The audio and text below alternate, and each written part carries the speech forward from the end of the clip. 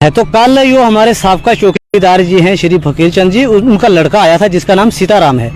वो भी कहीं फाइल लेके ऊपर गया तहसील में, तो उसको फाइल उसकी सबमिट नहीं की गई क्योंकि लास्ट डेट हो चुकी है। तो आज सुनने में आ रहा है कि कंथान से एक फॉर्म और लगाया गया, वो कल की डेट में जमा उसका नहीं लिया गया है। ये हमारा कहना है कि उसका भी सबमिट हुआ तो उसका भी होना चाहिए। आप कहना चाहते हैं गरीबों से षड्यंत्र किया जा रहा है? बिल्कुल बिल्कुल। सत्य कहेंगे, सत्य लिखेंगे, सत्य चलेंगे। अर्जुन सिंह, कुछ दिन पहले चौकीदार और लंबरदार हो, इनके लिए नोटिफिकेशन निकाली गई। जिन जिन जगहों पे जो लोग अवरेज हो गए थे उनकी जगहों पे न्यू लोगों को लगाया जाना था, जिसके अनुसार हंदर और कंथान पंचायत में भी इस नोटिफिकेशन को जारी किया गया तहसीलदार अनास के द्वारा, जिसके अनुसार यहाँ पे कोई भी युवक जो इस चीज़ के लिए और चौकीदार या लंबरदार के लिए अपना कार्य करना चाहता है, जहाँ वहाँ पे इस चीज़ के लिए वो अगर वो आगे आना चाहता है वो आ सकता था, जिसकी कुछ नियम थे जिसके अनुसार ये लोग उन डॉक्यूमेंट्स को लेकर अपना फॉर्म फिल कर सकते थे। कुछ युवाओं ने हंदर पंचायत के इस चीज़ के लिए उन्होंने अपने फार्म भरे, जिसके बाद उन लोगों को काफ़ी समस्याएं आ रही हैं। क्या समस्या आ रही हैं, किन कारणों की वजह से वो आज हमारे पास आए हैं और क्या वजह हैं कि वो क्या कहना चाहते हैं कि क्या समस्या उनको लगातार जहां आ रही हैं, क्या उनका क्या हुआ क्या नहीं हुआ, पूरी हम आपके साथ इनके साथ पूरी बातचीत करेंगे। पहले अपना नाम बताएं।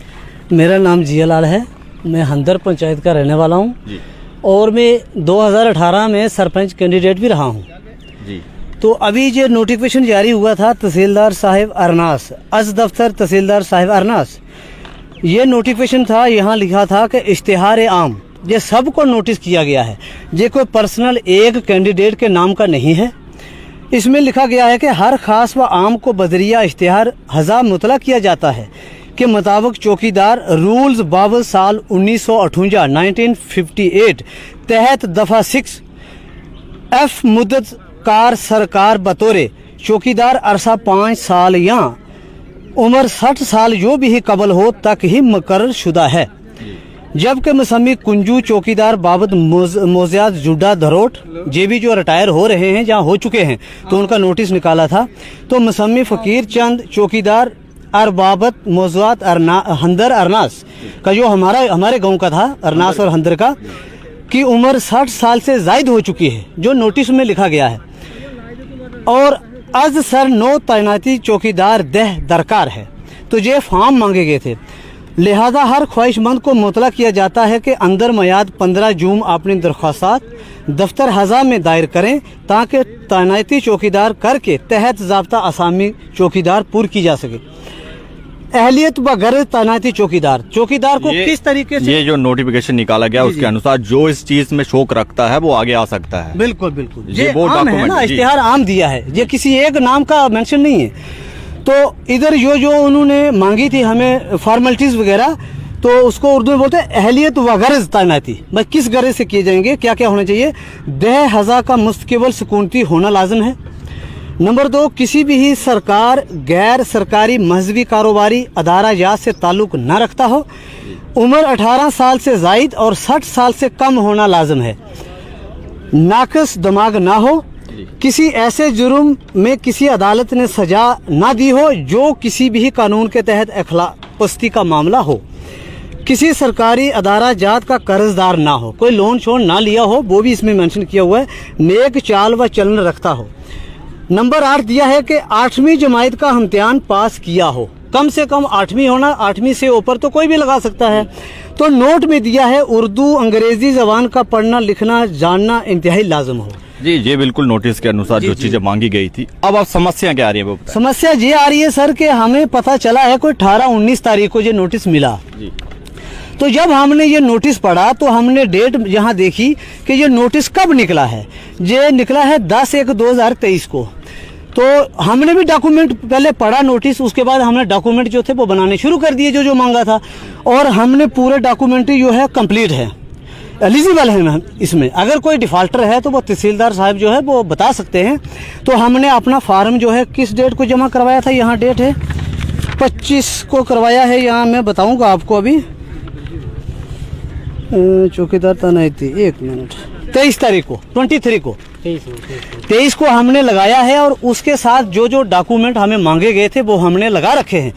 उसके अलावा एक फॉर्म पहले का लगा, बाद में लगा, लेकिन टोटल फॉर्म हो गए 3 फॉर्म लगे। तो उसमें चंद कैंडिडेट ने क्या किया, एक रेजोल्यूशन बनाया, ना कोई ग्राम सभा हुई, अंदर से, ठीक है, अंदर से बना के पंचू सरपंचू के स्टंप वगैरह लगा के उसने रेडी रखा और वो उसने यहाँ जमा करवाया। हमने भी रेजोल्यूशन बनाना शुरू कर दिया। अगर हम हंदर यहाँ अरनास पंचायत के में फॉल करते हैं तो हमारी भी जान पहचान है। हमने कहा भाई हमने भी भरना है, आप एग्री हैं तो साइन करते रहे और मैंने साइन करवा रखे हैं। कम से कम 120 के तक हैं, उधर से भी अबब होंगे। तो हमने भी दे दिया फॉर्म।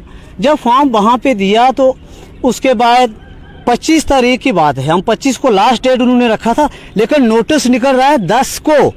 10 की डेट इसमें काउंट नहीं है। 11 से 26 के बीच में 2 संडे आ रहे हैं, तो नेक्स्ट उनको करना पड़ता है। वो तो कल भी एक लड़का आया था, उसका भी मैं शेयर करना चाहूँगा, जिसका फार्म जो है वो सबमिट नहीं किया गया है, उसकी बात भी मैं रखूँगा। लेकिन उसके बाद हमने क्या किया, जब ऑब्जेक्शन हमने साथ में दिया, जिसने फॉर्म लगाया, मैं पढ़ के बताऊं आपको? नहीं, ऐसे बता लो ना। ऑब्जेक्शन हमने ये दिया सर, तैनाती रोक कहाँ है ऑब्जेक्शन सर, मैं आपको पढ़ के सुनाता हूँ। आप सुनाएंगे ऑब्जेक्शन में आपने क्या लिखा है? ऑब्जेक्शन में हमने ये लिखा कि बखिदमत जनाब तहसीलदार साहिब, दर्जा अव्वल तहसील अरनास, जिला रियासी, अनुमान दरख्वास्त बराए चौकीदार हंदर अरनास, तैनाती रोक, हमने रोक लगा रखी है। जनाब आला मोदबन, किस चीज के लिए रोक लगाई? रोक हमने लगाई कि जब तक ग्राम सभा का अजलास नहीं होता, ग्राम सभा नहीं होगी तब तक कोई भी चौकीदार वहाँ नहीं बनाया जाए। अब समस्या क्या है वहाँ? लेकिन ये हमने रोक क्यों लगाई? रोक हमने इसलिए लगाई कि जब वो जगदीश नाम का कैंडिडेट जो है, जिसने अप्लाई किया है, पढ़ा लिखा होगा, वो डॉक्यूमेंट्री के हिसाब से पता चल जाएगा कितनी पढ़ा है वो।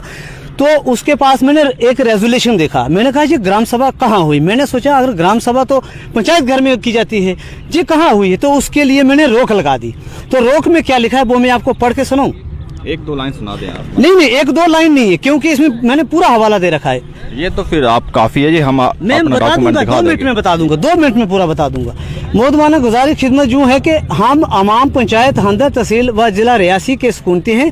हमारी पंचायत हंदर अरनास में चौकीदार की खाली असामी के लिए जो हुक्म सरकार की तरफ से जारी किया गया है, उस हुक्म के मुताबिक जितने भी फॉर्म लगाए जाएंगे तो उनकी शानबीन पंचायत हंदर के अमाम की ख्वाहिश के मुताबिक एक ग्राम सभा से पास किया हुआ रेजोल्यूशन, जिस पर पंचायत हंदर की अमाम वगैरह मुतफिक हो, उसी रेजोल्यूशन के मुताबिक खाली असामी चौकीदार हंदर अरनास को पुर किया जाएगा। आपका कहना मतलब कि इसके तहत की आपने एक ग्राम सभा की मांग की और जहाँ पे लोगों का जिस साइड ज्यादा उनका होगा, हाँ, वो ही वहाँ पे लगना चाहिए। अब समस्या क्या आ रही है? अब समस्या ये आ रही है कि अगर तहसीलदार साहब अरनास ने क्या रेजोल्यूशन मांगा था, नोटिस के मुताबिक तो नहीं है, ठीक है। जब उस लड़के ने नोटिस बनाया है, वो रेजोल्यूशन तैयार किया है, वो किसकी मौजूदगी में किया? वो नायब सरपंच की मौजूदगी में। अगर सरपंच की मौजूदगी में ज़ेर सदारत तो सरपंच होता है, अगर सरपंच की मौजूदगी में कोई भी रेजोल्यूशन पास नहीं किया जाता है तो सरपंच क्यों बनाए जाते हैं? नंबर 1, ठीक है। तो मैंने भी इसमें यही हवाला दिया है कि पढ़े लिखे लड़कों की शानबीन करके चौकीदार के असामीपुर के लिए पंचायत रेजोल्यूशन ज़ेर सदारत सरपंच पंचायत हल्का हंदर अरनास व अमाम हंदर के सामने पास किया जाएगा और चौकीदार की खाली असामी पुर की जाएगी। तो आपकी मांग थी कि जो भी चौकीदार बनाया जाए वो एक इजलास किया जाए, उसके अनुसार जो पढ़ा लिखा होगा उसे वो ओहदा दिया जाए। बिल्कुल, हमने कहा देखो वहाँ पे डॉक्यूमेंट्री बताएगा कि डॉक्यूमेंट्री क्या क्या लगाए हैं, 3 कैंडिडेट ने क्या क्या एलिगेशन लगाया गया है। फिर नंबरदार जी को बुलाया गया हमारे, क्योंकि नंबरदार जी हमें भी लिख कर देते हैं, तीनों कैंडिडेट को देते हैं लिखकर। मेरा सरपंच के साइन थे, लेकिन मैंने यहाँ करवाया, उसके पास स्टैंप नहीं थी, वो कहीं कमेटी पे जा रहा था, तो साइन है। अरनास के जो सरपंच साहिब हैं उनके भी यहाँ साइन है, स्टैंप है। तो नंबरदार जो हमारे हंदर के हैं उन्होंने भी स्टैंप लगा रखी है, बाकी अरनास के नंबरदार ने नहीं लगाई थी। उन्होंने कहा कि मैं एक फॉर्म के ऊपर कर चुका हूँ, तो हमने उनको ज़बरदस्ती नहीं की। फिर जब हम तहसील में गए तो तहसीलदार साहब को पूछा, तो तहसीलदार साहब बोलते हैं कि भाई अपने नंबरदार को बुलाया जाए और वो लिख के देगा। हमने उनको बुलाया, वो वहाँ पे आए, वो बोलने लगे जो मैंने लिख के देना होगा मैं दे दूंगा, जो लिख के देना होगा वो मैं दे दूंगा, लेकिन हमें पता नहीं है कि लिख के दिया क्या लिखा हुआ है, ये बताएंगे ना। तो भाई नोटिस के मुताबिक किसको लिख के देना था, चलो फॉर्म लग गए, फॉर्म लगने के बाद नोटिस तहसीलदार साहब निकालते थे, निकालने के बाद भाई रेजोल्यूशन की जरूरत है तो वो हुक्म देते थे पंचायत को कि भाई ये रेजोल्यूशन तैयार करो, क्योंकि यहाँ ओपन चॉइस है, यहाँ कोई एक नाम नॉमिनेट नहीं किया गया है कि भाई राजकुमार लगाएगा, जगदीश लगाएगा या मनसाराम लगाएगा, ठीक है, यहाँ ओपन चॉइस है। अरनाज से लोगों ने नहीं लगाए, तो हंदर के ये तीनों कैंडिडेट जो हंदर के हैं। तो सर आज भी मैं गया था तहसील में सुबह, तो तहसीलदार साहब कहीं मीटिंग में जा रहे थे, तो आज फिर मैं एक और अर्जी दे के आया हूँ, वो भी मैं कुछ 4 लाइनें पढ़ के आपको बताता हूँ। आज फिर मैंने रोक लगा रखी है। क्यों लगा रहा हूँ? डरा हुआ हूँ। क्यों? डर किस चीज का है? डर इस चीज का है कि लोग रात को रेजोल्यूशन पास करते हैं और मेंबरान साहिबान जो है वो मिलजुल कर किसको तैनात करना है, चाहे वो अनपढ़ हो चाहे पढ़ा लिखा हो, लेकिन आपका कहना सियासी लोगों का इंटरफेयर टोटली क्लियर है, क्लियर है। आप कहना चाहते हैं कि एक बंदे को सियासी फायदा दिया जा रहा है और उसका क्वालिफिकेशन देखी जा रही है? क्वालिफिकेशन कहाँ देखी जा रही है? अगर क्वालिफिकेशन देखे तो ये मेरा छोटा भाई कितनी आपकी? आपने ग्रेजुएशन प्लस डीएड है, प्रोफेशनल डिग्री मानी जाती है, जो ट्रेन टीचर किया था उसमें मैंने भी कर रखी है, लेकिन मैंने फॉर्म नहीं लगाया।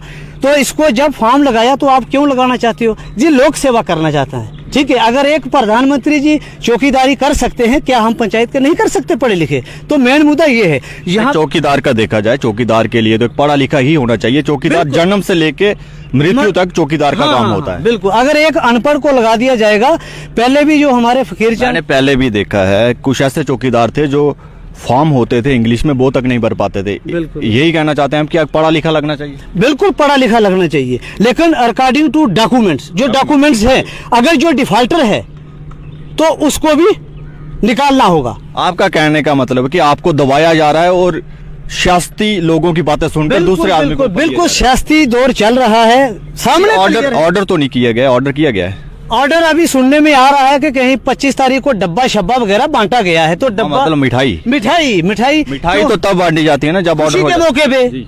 वहाँ कोई तहसीलदार साहब के कोई ऐसे कोई वो फंक्शन नहीं था कि यहाँ पे डब्बा लेके गए थे, ऐसे हमने सुना। हमें जो शक हो गया है ना, डर गए हैं।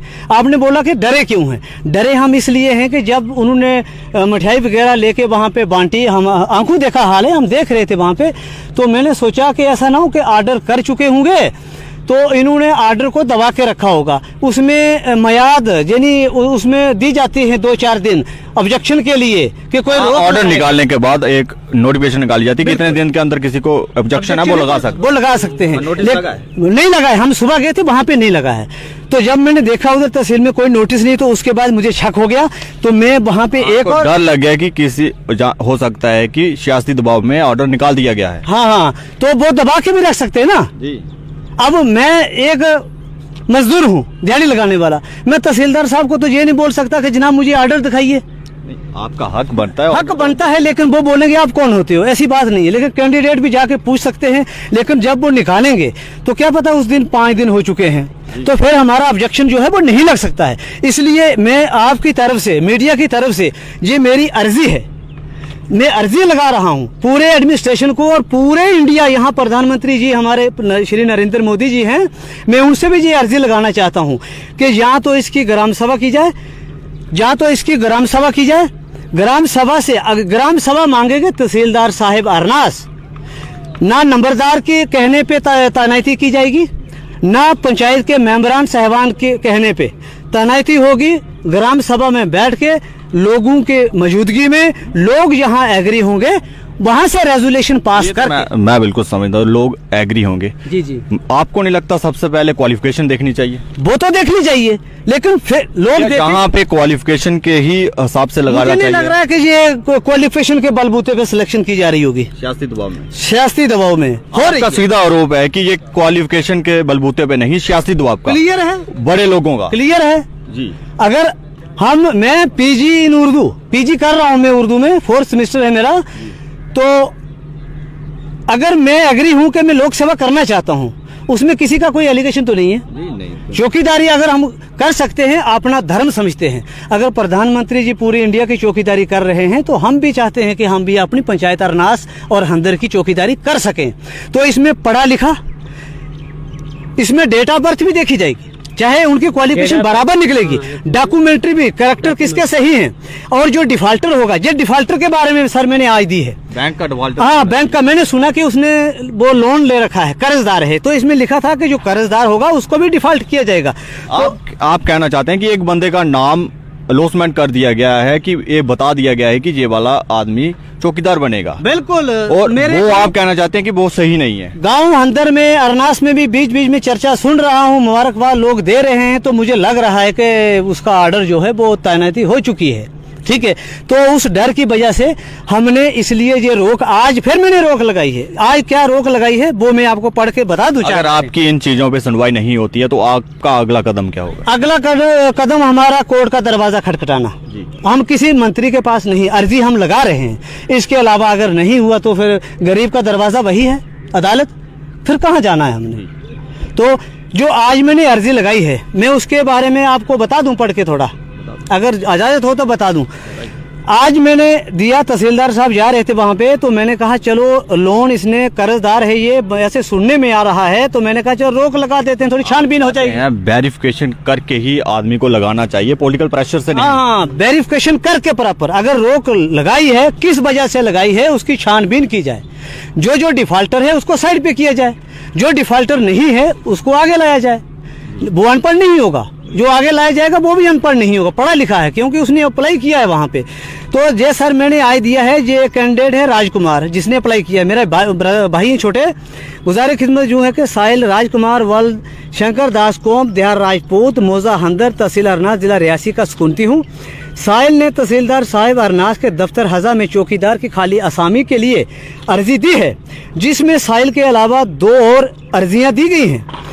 उन 2 अर्जियों में से एक अर्जी नामी जगदीश लाल बल्द पूरनचंद ने दी है। मुसम्मी जगदीश ने अपनी दरखास्त अर्जी के साथ जितने भी कागजात सरकारी हुक्म के मुताबिक दिए गए हैं। आपने कहा, इसमें आपने ये कहा कि जिसने जो डॉक्यूमेंट दिए हैं वो सब वेरिफिकेशन होनी चाहिए। हाँ, आपको लगता है कि यहाँ पर किसी और को लगा दे, दुरुस्त तरीके से ऑर्डर न किया जाए, मेरा ये कहने का मतलब। हाँ जी, सियासी दबाव में बिल्कुल हो सकता है, हो सकता है। अब आप क्या मांग करते हैं डीसी रियासी से गवर्नर से? अब ये मांग करना चाहता हूं मैं कि अगर ये इसकी सिलेक्शन होगी, फॉर्म लगाए गए हैं, जितने भी ही रेजुलेशन फॉर्म के साथ लगाए गए हैं, रेजुलेशन वो सब दिन को निकले हुए नहीं हैं, अंधेरे से निकले हैं। क्योंकि मुझे ऐसा लगा ना, जिस मेंबर साहबान के पास में गया, मेरी वार्ड नंबर 3 का मेंबर है जिसका नाम रतन लाल है, तो सुबह मैंने उसको बोला कि भाई मैं छोटे भाई को भेज रहा हूं, तो आपने भी स्टैंप लगानी है, आपने यही शनाख्त देनी है कि ये मेरी पंचायत का रहने वाला है। इससे आपके लगाने से सिलेक्शन नहीं हो जाएगी। जब छोटा भाई वहां पे जिस दरवाजे पे गया तो वहां मेंबर साहबान को हमने खोया हुआ पाया। जहां किसी काम से गए हुए हैं तो टाल मटोल करके मैंने कहा आप आ जाइए, ठीक है। तो रेजुलेशन जो है वो 0 होना चाहिए। रेजुलेशन तहसीलदार साहब से भी मैं अर्जी दायर करूंगा कि आप एक हुक्म निकालिए, इनको पंचायत एडमिनिस्ट्रेशन को एक हुक्म नोटिस निकालिए कि आप ग्राम सभा करें। ग्राम सभा के बीच में बैठकर लोगों के बीच वोटिंग, अगर लोग वहां जमा हो जाएंगे तो वोटिंग ही है, एग्री होंगे, मानेंगे तो साइन करवाएंगे, सिग्नेचर लेंगे उनके हम। तो जो 3 कैंडिडेट में से जो डिफाल्टर नहीं होगा तो उसको जो मुंतखब करेंगे वही चलेगा। आपका कहना है कि जो जिसके लायक होगा उसी को ही वहां पे उस चौकीदार की पोस्ट लगाया जाए। तो फिर देखिए, अगर पब्लिक, क्योंकि पब्लिक का कोई भरोसा नहीं है, अगर वो भी तरीका नहीं है तो इससे सीधा ये है कि क्वालिफिकेशन को ध्यान में रख के लगाया जाए, टेस्ट लिया जाए। बिल्कुल जी। टेस्ट ले लो, मैं सोचता हूँ ज्यादा टेस्ट नहीं। 3 कैंडिडेट है, 3 कैंडिडेट पढ़े लिखे हैं तभी उन्होंने अर्जी दायर की होगी, ऐसे तो नहीं है। उनको कोई एप्लीकेशन लिखवा दो, उर्दू में दरख्वास्त लिखवा दो, जिसको दरख्वास्त बोलते हैं उर्दू में, और इंग्लिश की मांग। हाँ, उर्दू और इंग्लिश की मांगा गया है, उर्दू और इंग्लिश ही मांगा गया है, तो लिखवा दो, टेस्ट ले लो, अपने लेवल पे ले लो, आप क्लियर हो जाएगा। ज्यादा झंझट में पढ़ने की जरूरत ही नहीं है, क्योंकि हम गरीब लोग हैं। मेरे साथ पहले भी बेइंसाफ हुआ है, वो मैं आपके माध्यम से उसको भी थोड़ा हाईलाइट करना चाहूँगा, क्योंकि मैं गरीब हूँ, जम्मू तक मैं नहीं पहुँच सकता, किराया भाड़ा हमारे गरीबों के पास नहीं होता है।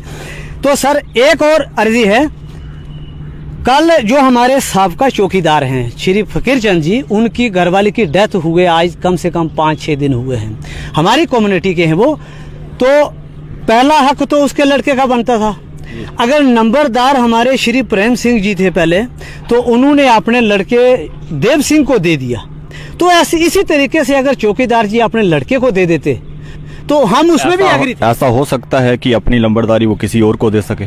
क्या पता, फिर वो तहसीलदार साहब जाने फिर कानून में क्या लिखा है, हम तो जानते नहीं है इतना कानून। लेकिन अगर उसको दिया था तो क्या पता कानून के तहत दिया होगा, किस तरीके से दिया। यही एक बात है कि आपको लगता है कि क्वालिफिकेशन को ध्यान नहीं रखा जा रहा है, प्रेशर में आके पॉलिटिकल प्रेशर से आपको हटाने की कोशिश की जा रही है। बिल्कुल बिल्कुल क्लियर, हमें हटाने की कोशिश की जा रही है। हमें नहीं हटाया जाए।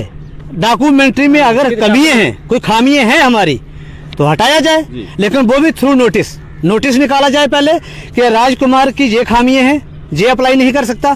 जगदीश लाल की जे खामियां हैं, जे अप्लाई नहीं कर सकता।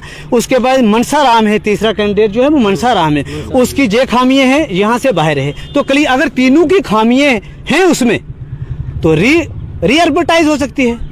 ये आपका कहने का मतलब कि जांच करके जो सही पाया जाए उसी को दी जाए। बिल्कुल जी। एक पॉइंट मेरा और रह गया था, माफी चाहता हूं उसके लिए। जो नोटिस 10 को निकला था, 10 के बाद हमने हिसाब किया 27 जो है वो लास्ट आती है, ठीक है, कोई भी फॉर्म लगा सकता है। तो कल जो हमारे साबका चौकीदार जी हैं श्री फकीर चंद जी, उनका लड़का आया था जिसका नाम सीताराम है। वो भी कहीं फाइल लेके ऊपर गया तहसील में, तो उसको फाइल उसकी सबमिट नहीं की गई क्योंकि लास्ट डेट हो चुकी है। क्या बोला उन्होंने कि लास्ट डेट हो चुकी है? उन्होंने बोला कि लास्ट डेट हो चुकी है, क्योंकि वो बंदा बोल रहा था यहाँ आके कि बोलने के लास्ट डेट हो चुकी है। जी, जिन्होंने हमारे साथ भी मुलाकात की थी उन्होंने कहा था कि लास्ट डेट हो चुकी है। बिल्कुल हो चुकी है। फिर उसके बाद सुनने में आया कि कंथान पंचायत कंथान का एक फॉर्म लगा हुआ था 25 से पहले, हंदर के 3 लगे हुए थे, अभी भी 3 ही है, 3 के 4 नहीं हुए हैं। तो आज सुनने में आ रहा है कि कंथान से एक फॉर्म और लगाया गया, वो कल की डेट में जमा हुआ है। उन्होंने कहा कि अगर कल लास्ट डेट हो चुकी है उसके बाद आपका हंदर पंचायत का नहीं लिया गया, कंथान का लिया गया। कंथान का लिया गया। अगर कंथान पंचायत का लिया था तो हंदर का भी ले लेना था, उसमें कौन सी कोई समय लगता था। उसका नहीं लिया गया है, ये हमारा कहना है कि उसका भी सबमिट हुआ तो उसका भी होना चाहिए। आप कहना चाहते हैं गरीबों से षड्यंत्र किया जा रहा है? बिल्कुल किया जा रहा है। हमारे साथ हंदर पंचायत के जियालाल जी और उनके भाई जिन्होंने चौकीदार का फॉर्म भरा है, इनका कहना है कि सियासी दबाव में तहसीलदार अरनास इनकी जगह किसी और को लगाना चाहते हैं, बिना डॉक्यूमेंट की जांच के और बिना ही किसी तय तक पहुंचने के वहां पे कार्य किए जा रहे हैं। हम तहसीलदार अरनास से भी बातचीत करने की कोशिश करेंगे कि आखिर मसला क्या है। हमने पहले भी उनसे संपर्क करने की कोशिश की, पर उनका मैसेज आया कि वो मीटिंग में है। हम एक बार फिर कोशिश करेंगे और पूरे मसले को जानने की कोशिश करेंगे। हम ये चाहते हैं कि अगर कहीं भी चौकीदार हो या लंबरदार हो, इन पदों पर जिसे भी लगाया जाए वो क्वालिफिकेशन को ध्यान में रख के लगाया जाए, क्योंकि पहले की तरह आप देख सकते हैं कि पहले कुछ गांव में इस तरह के चौकीदार हैं जिनमें किसी तरह की पढ़ाई नहीं की थी और उन्हें इंग्लिश के फॉर्म हो या उर्दू के फॉर्म हो, उन्हें भरने में समस्या आ रही थी। इसीलिए किसी का नाम गलत होता था, किसी की डेट ऑफ बर्थ गलत की जाती थी। सबसे पहले जब भी गांव में या किसी भी जगह पर कोई बच्चा पैदा होता है या किसी की मृत्यु होती है, तो सबसे पहले वो चौकीदार के पास ही उसका रिकॉर्ड भेजा जाता है कि आप दायर कर लें ताकि हमारा आगे का रिकॉर्ड जो क्लियर हो जाए। अगर चौकीदार ही पढ़ा नहीं होगा और वहाँ पे उसे वो जो भी रिकॉर्ड भेजा जाएगा अगर वो सही से नहीं लिख पाएगा, तो उस बच्चे की या उस मृतक जिसकी मृत्यु होती है उसका रिकॉर्ड क्लियर करने में काफ़ी समस्या आ सकती है। इसीलिए तहसीलदार अरनास और प्रशासन को ये ध्यान रखते हुए कि यहाँ पे जो भी पद पे जो भी व्यक्ति लगाया जाए वो एक क्वालिफिकेशन और क्वालिफाइड होना चाहिए। आप देखते हैं स्टेट समाचार और मैं अर्जुन सिंह।